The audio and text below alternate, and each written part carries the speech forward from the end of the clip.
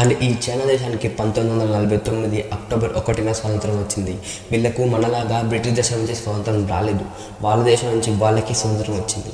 అది ఎలా అంటే, hi guys, welcome back to my channel. This is Ramu. మీరు చూస్తున్నారు రాము ఫ్యాక్ట్స్ ఇన్ తెలుగు.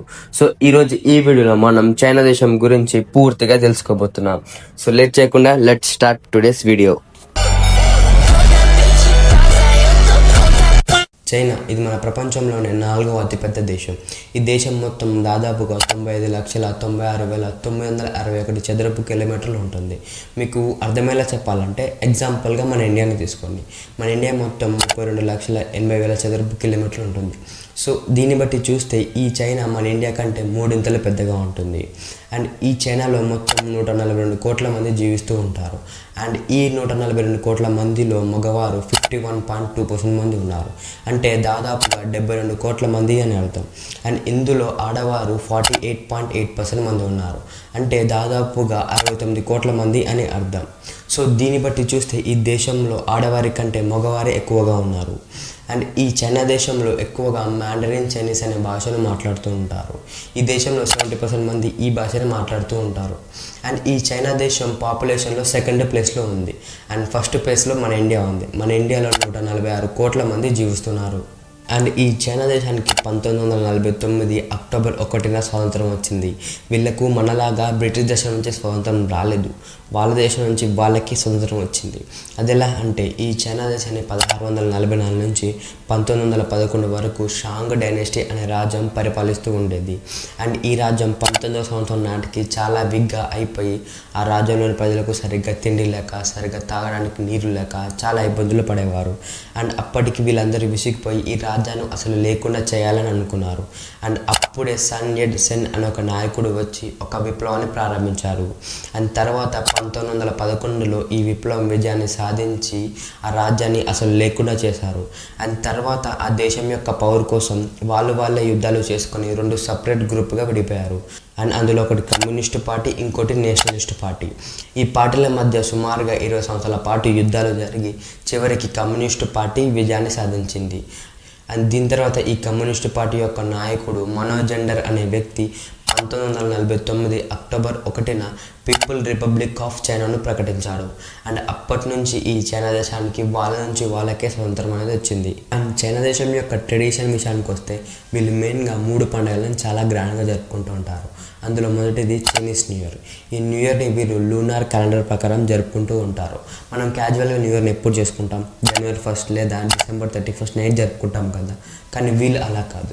వీళ్ళు ఈ న్యూ ఇయర్ని జనవరి మంత్ ఎండ్ నుంచి లైన్గా ఒక 15 డేస్ పాటు జరుపుకుంటూ ఉంటారు. ఈ పండుగ యొక్క స్పెషల్ ఏంటంటే వీళ్ళు రోడ్ల మీద డ్రాగన్ డ్రెస్సులు, ఇంకా లూమ్ మ్యూజిక్లు వంటివి చేస్తుంటారు. సో ఇలా చేయడం వల్ల వాళ్ళ దేవతలు సంతోషపడతారని, ఇంకా ఆ దేశంలో దుర్మార్గాలు తగ్గుతాయని నమ్ముతూ ఉంటారు. అండ్ దీని తర్వాత ఇంకో పెద్ద ఫెస్టివల్ మిడ్ ఆంటామ్ ఫెస్టివల్. ఈ ఫెస్టివల్ని మీరు సెప్టెంబర్ 1st వీక్నే జరుపుకుంటూ ఉంటారు. అండ్ ఈ ఫెస్టివల్ని కూడా వీళ్ళు 15 రోజుల పాటు జరుపుకుంటూ ఉంటారు. ఈ ఫెస్టివల్ రోజున చంద్రుడు పూర్తిగా ప్రకాశవంతంగా కనిపిస్తాడు. అండ్ వీళ్ళు రాత్రి పూట చంద్రునికి పూలు, దీపాలు పెట్టి పూజలు చేస్తూ కోరికలు కోరుకుంటూ ఉంటారు. And next festival Qing Ming festival. ఈ ఫెస్టివల్ని వీరు ఏప్రిల్ 4 లేదా 5వ తారీఖున జరుపుకుంటూ ఉంటారు. ఈ ఫెస్టివల్ మనకు కొంచెం వింతగా అనిపించవచ్చు, కానీ వాళ్ళకి అక్కడ అది కామన్. ఈ ఫెస్టివల్ రోజున వీళ్ళు వాళ్ళ కుటుంబాలకు చెందిన వాళ్ళు ఎవరైనా చనిపోతే వాళ్ళ సమాధులను క్లీన్ చేస్తూ ఉంటారు. అండ్ మెయిన్గా ఈ 3 పండుగలని వీళ్ళు చాలా గ్రాండ్గా జరుపుకుంటూ ఉంటారు. అండ్ చైనా వాళ్ళలో నాకు బాగా నచ్చే విషయం ఏంటంటే వీళ్ళు ఒకరిని ఒకరు చాలా గౌరవిస్తూ ఉంటారు. మెయిన్గా అక్కడ పిల్లలు పెద్దవాళ్ళని చాలా గౌరవిస్తూ ఉంటారు. అండ్ మన ఇండియాలో ఎలా ఉంటుందో తెలుసా? ఇది నేను రియల్గా ఫేస్ చేశాను. ఒక 1 వీక్ బ్యాక్ మా ఇంటి పక్కన ఒక 5th క్లాస్ పోడు వాళ్ళ నాన్న ఫోన్లో నైట్కి 8 o'clock అట్లా వరండాలో కూర్చొని గేమ్స్ ఆడుతున్నాడు. నేను వాడిని చూసి అదే ఈ టైంకి గేమ్స్ ఆడే వాళ్ళు ఇంట్లోకి వెళ్ళి ఏమైనా హోంవర్క్ చేసుకోవచ్చు కదా అని అన్నా. దానికి వాడు నేనేం చేస్తే నీకేంది బే అని అంటున్నాడు.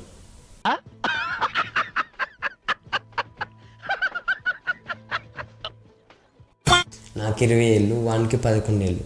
వాడు నన్ను బే అని అంటున్నాడు. ఏం చేస్తాం, కలికాలం. అండ్ ఈ చైనా దేశంలో మెయిన్గా 3 ప్లేస్లు చాలా ఫేమస్. అందులో మొదటిది the great wall of China. ఇది మన ప్రపంచంలోని 7వ వింతలలో ఒకటి కూడా. ఈ గ్రేట్ వాల్ ఆఫ్ చైనా యొక్క పొడవు 21,196 కిలోమీటర్లు. దీన్ని 7వ శతాబ్దంలో షాంగ్ రాజవంశంకి చెందిన వాళ్ళు కట్టించారు.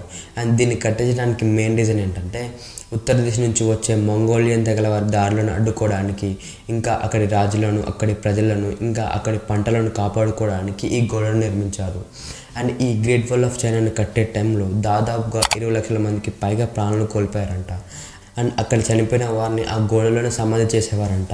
అండ్ అందుకే కొంతమంది ఈ గ్రేట్ వాల్ ఆఫ్ చైనాని ప్రపంచంలోనే అతిపెద్ద సమాధి అని కూడా చెప్తూ ఉంటారు.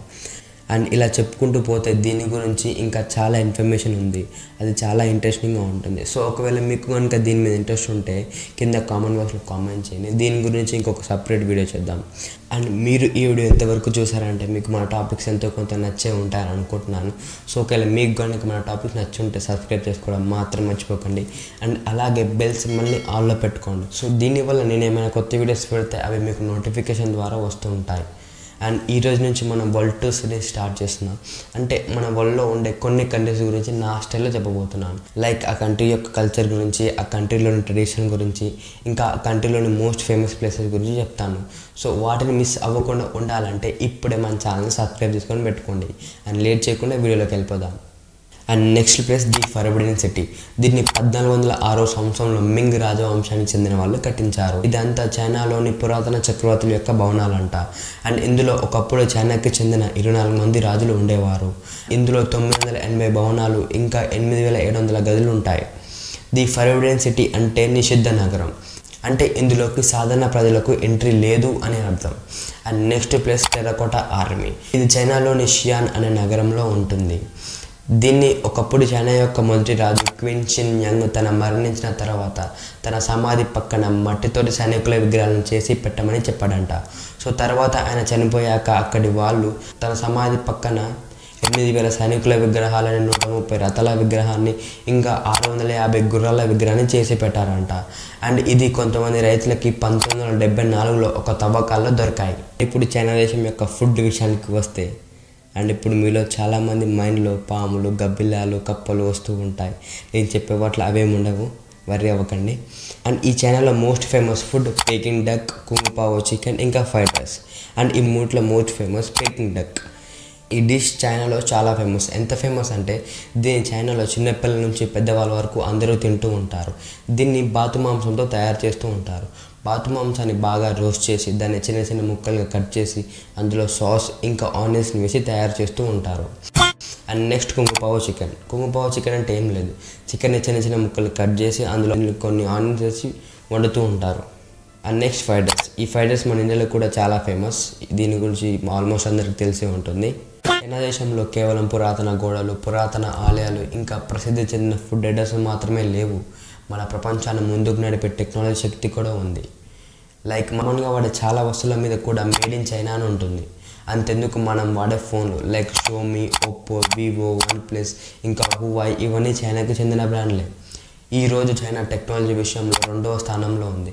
ఇంకా ఏఐ విషయంలో, ఆటోమేటిక్ కార్లలో, రోబోట్లలో, డేటా అనాలిసిస్ వంటి రంగాలలో చైనా 3వ స్థానంలో ఉంది. అండ్ అలాగే మన ప్రపంచంలోని అత్యంత వేగవంతమైన ట్రైన్ కూడా చైనాలోనే ఉంది.